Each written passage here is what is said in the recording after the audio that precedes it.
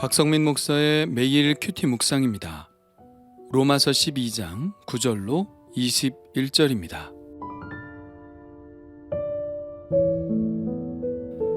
사랑에는 거짓이 없나니 악을 미워하고 선에 속하라. 형제를 사랑하여 서로 우애하고 존경하기를 서로 먼저 하며 부지런하여 게으르지 말고 열심을 품고 주를 섬기라. 소망 중에 즐거워하며 환난 중에 참으며 기도에 항상 힘쓰며 성도들의 쓸 것을 공급하며 손 대접하기를 힘쓰라. 너희를 박해하는 자를 축복하라. 축복하고 저주하지 말라. 즐거워하는 자들과 함께 즐거워하고 우는 자들과 함께 울라. 서로 마음을 같이 하며 높은 데 마음을 두지 말고 도리어 낮은 데 처하며 스스로 지혜 있는 채 하지 말라. 아무에게도 악을 악으로 갚지 말고 모든 사람 앞에서 선한 일을 도모하라. 할 수 있거든 너희로서는 모든 사람과 더불어 화목하라. 내 사랑하는 자들아, 너희가 친히 원수를 갚지 말고 하나님의 진노하심에 맡기라. 기록되었으되 원수 갚는 것이 내게 있으니 내가 갚으리라고 주께서 말씀하시니라.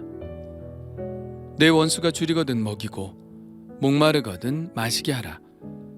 그리함으로 내가 숯불을 그 머리에 쌓아 놓으리라. 악에게 지지 말고 선으로 악을 이기라. 아멘. 오늘 말씀은 마치 잠언을 보는 것 같습니다. 매우 짧은 권면들이 나열되어 있죠. 짧은 권면이라고 해서 가치가 덜한 것은 절대 아닙니다. 이 한 구절 한 구절은 너무나 소중합니다. 한 구절만 가지고 곱씹어도 수많은 묵상들이 떠오를 것입니다. 그래서 오늘 말씀을 요약하기가 쉽지는 않지만 한마디로 말하자면 새로운 존재로 거듭난 그리스도인들이 어떻게 인간관계를 맺고 살아야 하는지를 이야기하고 있습니다. 먼저는 형제들을 대하는 태도를 말하고 있죠. 같은 믿음을 가진 사람들을 어떻게 대해야 하는지를 이야기하고 있습니다. 10절, 형제를 사랑하여 서로 우애하고 존경하기를 서로 먼저 하며 13절, 성도들의 쓸 것을 공급하며 손 대접하기를 힘쓰라. 15절, 즐거워하는 자들과 함께 즐거워하고 우는 자들과 함께 울라. 이런 말씀들이 바로 교회 공동체 안의 형제들을 대하는 태도를 이야기하고 있습니다. 10절에 사랑은 먼저 하는 것이라는 말씀에 눈이 갑니다. 사랑은 기다리는 것이 아니라 선제적으로 해야 하는 것입니다. 왜 그래야 할까요? 만일 상대방이 먼저 사랑해 주기를 서로 기다린다면 결국은 아무도 사랑을 할 수 없기 때문이 아닐까요? 사랑은 누군가의 짝사랑부터 시작됩니다. 동시에 일어나는 경우는 거의 없죠. 짝사랑은 서글픈 것이 아닙니다. 짝사랑은 먼저 사랑을 시작하는 것이고 서로에 대한 사랑이 시작되는 불꽃을 점화하는 것입니다. 먼저 사랑하는 사람이 귀합니다. 그런가 하면 이런 구절도 있습니다. 할 수 있거든 너희로서는 모든 사람과 더불어 화목하라. 굳이 할 수 있거든 이란 말을 쓴 것을 보면 모든 사람과 더불어 화목하는 일은 사실은 불가능한 일이기 때문일 것입니다. 그러나 포기하지 말고 최선을 다하라는 말씀이겠죠.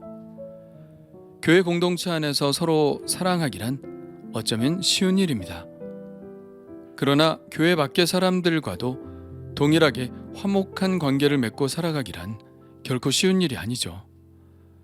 그렇기 때문에 교회 안에서 사람들을 대하는 것보다 더 많은 에너지가 필요합니다. 그러나 이것을 우리가 포기할 수 없는 것은 우리 그리스도인들의 주된 사명이 바로 세상과 하나님을 화목하게 하는 일이기 때문입니다.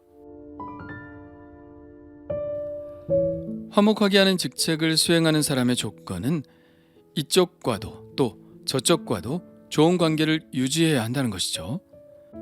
믿지 않는 사람들과 하나님을 화목하게 하는 직책을 우리가 가지고 있다면 반드시 그들과 좋은 관계를 가지고 있어야 한다는 전제가 있어야 하는 것이죠. 사실 편한 관계가 좋죠. 관계를 맺는데 그렇게 많은 에너지를 쏟고 싶지 않은 것이 우리의 솔직한 심정입니다. 그러나 모든 사람과 가능하면 화목한 관계를 맺는 것은 우리의 사명에 속하는 부분이기에 포기할 수 없는 것이죠. 그러나 이것은 아무것도 아닙니다. 더 도전이 되는 관계가 우리를 기다리고 있죠. 이런 말씀드립니다. 14절, 너희를 박해하는 자를 축복하라. 축복하고 저주하지 말라. 19절, 내 사랑하는 자들아, 너희가 친히 원수를 갚지 말고 하나님의 진노하심에 맡기라. 20절, 내 원수가 줄이거든 먹이고 목마르거든 마시게 하라. 그리함으로 내가 숯불을 그 머리에 쌓아 놓으리라. 사실 앞서 할 수 있거든 모든 사람과 더불어 화목하라는 말씀은 이것까지도 염두에 둔 말씀일 것입니다. 어렵겠지만, 가능하지 않을 수도 있지만 너희를 박해하는 원수라 할지라도 그들과 화목하려는 노력을 해야 한다는 말씀입니다. 숯불을 그 머리에 쌓아 놓으라는 말씀은 원수의 얼굴이 부끄러워서 뜨뜻해질 때까지 그렇게 사랑하라는 말씀이죠. 이 부분은 산상수훈을 읽는 것과 같은 느낌이 들지요. 이 말씀은 예수님께서 일찍이 하신 말씀이기 때문에 그리 생소한 말씀은 아니지만 아무리 강조를 해도 여전히 실천이 힘든 말씀입니다. 왜일까요? 우리의 감정과 정반대의 것을 선택하라는 말씀이기 때문입니다. 머리로는 이해가 가는데 마음은 용납할 수 없죠. 우리는 보통 이성적으로 판단하기보다는 감정적으로 판단하는 경우가 많기 때문입니다. 오라도 감정이 허용하지 않으면 하기가 싫은 게 우리의 마음이죠. 그래서 사랑은 감정의 영역인 것 같지만 기독교에서는 의지의 영역인 것입니다.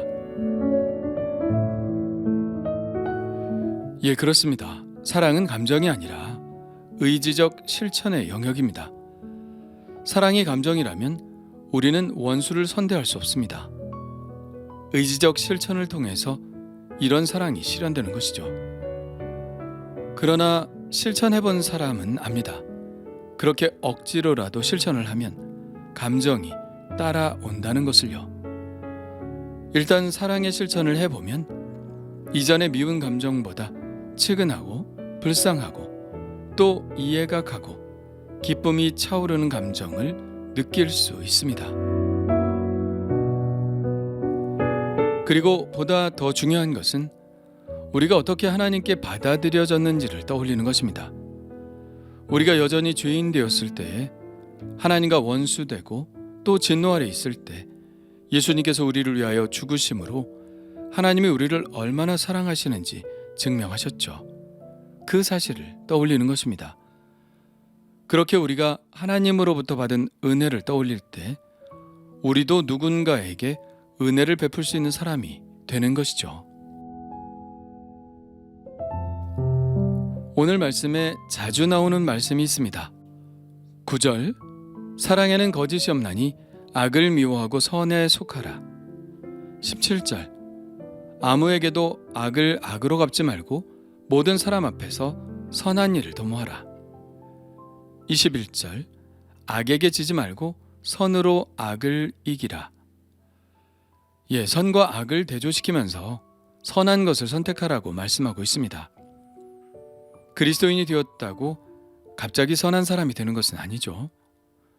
우리에게 악을 미워하고 선에 속하라고 하고 악으로 악을 갚지 말고 선으로 갚으라고 하며 악에게 지지 말고 선으로 악을 이기라고 하는 것을 보면 우리 안에 여전히 선과 악의 싸움이 있다는 것을 이야기합니다. 그리고 우리는 의지적으로 그리고 능동적으로 선을 선택해야 한다고 말씀하고 있습니다. 그렇다면 악은 무엇이고 선은 무엇일까요?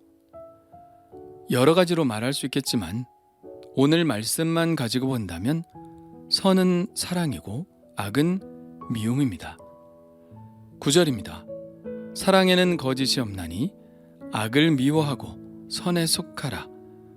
이 말씀이 바로 그것이죠.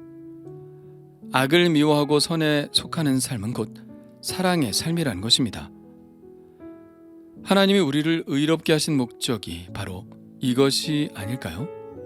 사랑하며 살라고, 형제를 사랑하고 모든 사람을 사랑하고 심지어 원수까지도 사랑하며 살라는 것이 우리에게 이 소중한 세컨 찬스를 주신 그 이유가 아닐까요? 주님 감사합니다. 사랑할 기회를 주셔서 감사합니다. 교회 공동체에 속한 형제와 자매들을 사랑하게 하시고 할 수 있으면 모든 사람을 사랑할 수 있게 하시고 더 나아가 원수까지도 사랑하게 하옵소서.